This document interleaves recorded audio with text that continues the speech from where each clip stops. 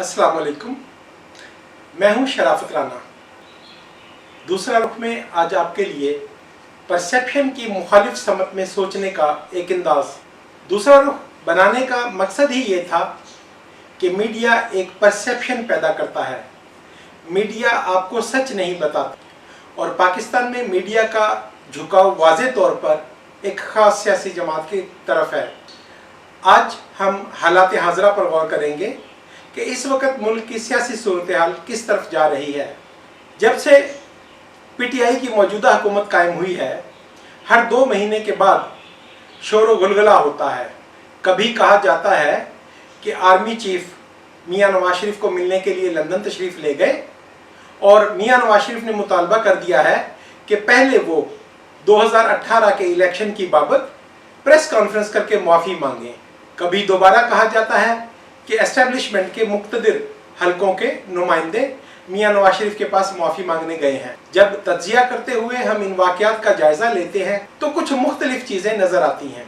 सबसे पहले इस बात को समझने की कोशिश करें कि मियां नवाज शरीफ या उनके मुखालफिन के पास इस वक्त खेलने के लिए कौन कौन से पत्ते हैं। पहली वीडियो में अर्ज़ किया कि 2008 में पाकिस्तान मुस्लिम लीग नामी जमात कोई काबिल ज़िक्र हैसियत नहीं रखती थी। पाकिस्तान मुस्लिम लीग काफ और पाकिस्तान पीपल्स पार्टी 2 ताकतवर जमातें थीं। ताकतवर एस्टेब्लिशमेंट के हलकों की ख्वाहिश थी कि वो दोनों मिलकर हुकूमत बनाएं और हुकूमत 5 साल पूरे करें। लेकिन आसिफ अली जरदारी ने एंटी एस्टेब्लिशमेंट चाल चलते हुए मुस्लिम लीग नवाज को सपोर्ट किया और मुस्लिम लीग नवाज को एक ताकतवर जमात बना दिया। इसी दौरान मुस्लिम लीग नवाज ने एस्टेब्लिशमेंट से अपने ताल्लुकात को दोबारा बहाल किया और अंदाजे की एक इतनी बड़ी गलती मुस्लिम लीग नवाज की क़यादत ने की जिसका उन्हें खमियाजा भुगतना पड़ा। एस्टेब्लिशमेंट की जानिब से दाव खेला गया कि जनरल परवेज़ मुशर्रफ एक शख्स था, एक फ़र्द था, एक इंसान था। उसके और आपके माबैन इख्तलाफात हुए। एस्टेब्लिशमेंट आपके साथ मिलकर काम करने को तैयार है। बदकिस्मती की बात यह थी कि मियां मोहम्मद नवाज शरीफ ने इस कहानी पर यकीन कर लिया। मियां मोहम्मद नवाज शरीफ ने एस्टेब्लिशमेंट का कंधा मिलते ही पाकिस्तान पीपल्स पार्टी को धोखा दिया, पाकिस्तान मुस्लिम लीग काफ को धोखा दिया, अपने मिलने वाले तमाम अलाइज को धोखा दिया और अपनी ताकत को बढ़ाते बढ़ाते 2013 के इलेक्शन में एक भारी अक्सरियत का एहतमाम किया। 2013 के इलेक्शन में भारी अक्सरियत मिलते ही मुस्लिम लीग नवाज पर बुरा वक्त आया और 2014 में धरना शुरू हो गया। पाकिस्तान मुस्लिम लीग नवाज के हल्के कहते हैं कि ताकतवर एस्टेब्लिशमेंट ने धरना करवाया। इसी कहानी को आगे लेकर आसिफ अली जरदारी, असफानियाल वली और फजलुर रहमान सब मिलकर मियां मोहम्मद नवाज शरीफ की मदद करने जा पहुंचे और धरना नाकाम हो गया। धरना खत्म होते ही मियां मोहम्मद नवाज शरीफ ने MQM और PPP के खिलाफ करप्शन के इल्ज़ामात पर कार्रवाइयाँ शुरू कर दी। PPP के 1 दर्जन से ज़्यादा आला ओहदेदारों को गिरफ्तार किया गया। MQM पर क्रैकडाउन करके उसे तोड़ दिया गया। उसके बाद मुस्लिम लीग नवाज पर बुरा वक्त आया और बिलाखिर मुस्लिम लीग नवाज की लीडरशिप सज़ा याफ्ता होकर जेल पहुंच गई।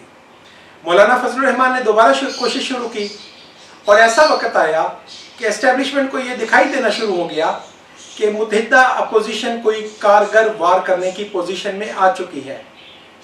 इस मौका को मुनासिब समझते हुए मियां मोहम्मद नवाज शरीफ को बैरून मुल्क मुंतकली की पेशकश की गई, जो उन्होंने बिला तवक्कुफ मंजूर कर ली। अब इस सूरत हाल में हमें आज ये सोचना है, हमें तज्जिया करना है कि क्या आज मुस्लिम लीग नवाज की क़यादत इस कदर ताकतवर पोजीशन में है कि वो अपने अलाइज से या अपनी मदद करने के लिए आने के ख्वाहिशमंदों से ये मुतालबा रखे कि आप प्रेस कॉन्फ्रेंस करके गुनाहों की माफ़ी मांगो। मुझे ये सोच अजीब लगती है। माजी में जब ये कहा गया कि फ़ौजी क़यादत से माफ़ी मांगने का मुतालबा किया है तो उस वक़्त भी ये अमर मज़ाक़ा खेज़ लगा। आज जब ये कहा जा रहा है कि जहांगीर तरीन को कहा गया है कि वो 2018 के इलेक्शन के वाक़यात और अपनी मुबैना बदआमालियाँ प्रेस कॉन्फ्रेंस में लंदन में बैठकर बयान फरमाएं, मुझे ये अमर भी मज़ाक़ा खेज़ लग रहा है। पावर पॉलिटिक्स में ऐसा नहीं होता। कोई भी शख्स इस कदर मजबूर नहीं होता कि उसके पास दूसरा कोई रास्ता ना हो। बल्कि आज इस वक्त जब मैं ये गुफ्तगू कर रहा हूँ, जब मैं ये मारूज़ात आपकी खिदमत में गोश गुजार कर रहा हूं, उस वक्त सियासत में सबसे कमजोर खिलाड़ी पाकिस्तान मुस्लिम लीग नवाज की क़यादत है। उन्हें मुकदमात में सजा सुनाई जा चुकी है, वो मुल्क से बीमारी का बहाना करके भाग गए हैं और शहबाज शरीफ शदीद तरीन मुश्किलात का शिकार हैं। शहबाज शरीफ की तरफ से जिस कदर भी वजाहतें पेश की गई, मुआफ़ी तलाफ़ी की कोशिश की गई, उसका कोई फरूट बज़ाहिर नज़र नहीं आ रहा है। आज ये गुफ्तगू करना ज़रूरी इसलिए था कि पाकिस्तान तहरीक-ए-इंसाफ की एक इत्तेहादी पार्टी अख्तर मैंगल साहब ने उनका साथ छोड़ने का ऐलान कर दिया है और मीडिया में कुछ यूँ दिखाया जा रहा है जैसे कल पीटीआई की हुकूमत गिर जाएगी। सबसे पहले मैं एक बात की वजाहत कर दूं कि बजट मंजूर करवाने के लिए वज़ीर आज़म के इंतखाब की तरह हाउस की अक्सरियत का हसूल ज़रूरी नहीं होता। बजट हाज़िर अरकान की अक्सरियत से मंजूर करवाया जा सकता है। यानी अगर बजट इजलास को नाकाम करके, बजट तजावीज़ को नाकाम करके मुखालफिन हुकूमत गिराने की कोशिश करेंगे तो मुखालफिन को हाउस के अंदर अपने तमाम अरकान की मौजूदगी ज़रूरी बनाना पड़ेगी। मैं नहीं समझता कि इस वक्त ऐसी कोई सूरत हाल है कि पाकिस्तान मुस्लिम लीग, पीपल्स पार्टी और तमाम जमातें मिलकर हाउस के अंदर अपनी अक्सरियत को शो करने की कोशिश करें। इसलिए मैं फिल वक्त इस चैप्टर को रूल डाउन करता हूँ, इस तजवीज़ को इनकार करता हूँ कि बजट नामंजूर हो जाएगा। हाँ, बजट के बाद हालात की रफ्तार कुछ ज़्यादा तेज़ हो चुकी है और ये ऐसा नहीं है कि इमरान खान या पीटीआई की हुकूमत बहुत ज़्यादा ताकतवर फुटिंग पर खड़ी है। इमरान खान की हुकूमत 2018 में भी कमज़ोर तरीन थी, दिसंबर 2018 में ख़त्म हो सकती थी, जून 2019 में ख़त्म हो सकती थी और उसके बाद कई ऐसे मौके आए जब ऐसा लगा कि इमरान खान की हुकूमत ख़त्म हो जाएगी। लेकिन इसके ख़त्म ना होने के पीछे कुछ सियासी जमातों के माबैन अपने इख्तलाफ़-ए-कार, अदम एतमादी और कुछ सियासी तौर पर शऊर और बलूगत का मुजाहरा मौजूद है।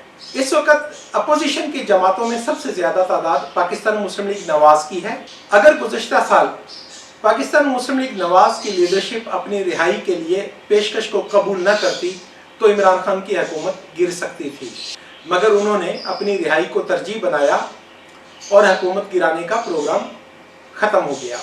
आज मौजूदा सूरत हाल का पहले जायज़ा ले लें कि हुकूमत गिराने की सूरत में किसको क्या मिलेगा। सबसे पहले हम ये समझने की कोशिश करें कि इस वक्त पाकिस्तान पीपल्स पार्टी सिंध पर हुक्मरान है।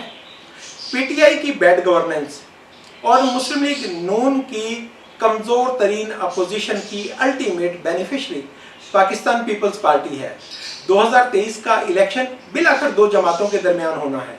मैं तासब का शिकार हूँ या आप इसे आज़ादाना तबसरा समझ लें, 2023 में इमरान खान या पीटीआई बड़ी कौमी जमात की सूरत में इलेक्शन लड़ते नज़र नहीं आते और 2023 का इलेक्शन पाकिस्तान मुस्लिम लीग नवाज और पीपल्स पार्टी के दरमियान होगा।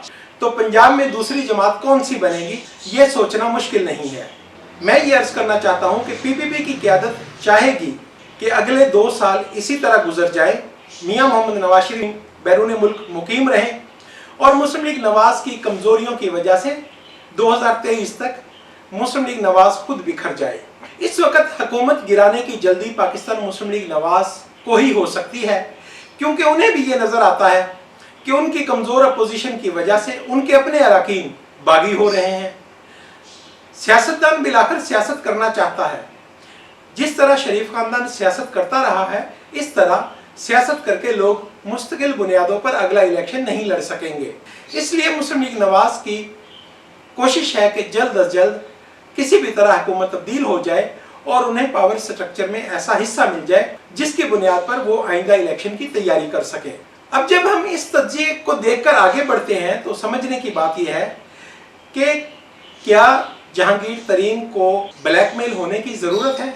आप ये जानते हैं, समझते हैं कि जहांगीर तरीन इमरान खान की निस्बत एस्टेब्लिशमेंट का ज़्यादा फेवरेट है। उसके पास पैसा है, उसके पास जहानत है, सियासी सूझबूझ है और 4 अरकान उसके साथ, 4 में मुहावरतन कह रहा हूँ, ये तादाद ज़्यादा भी हो सकती है, उसके साथ मौजूद हैं।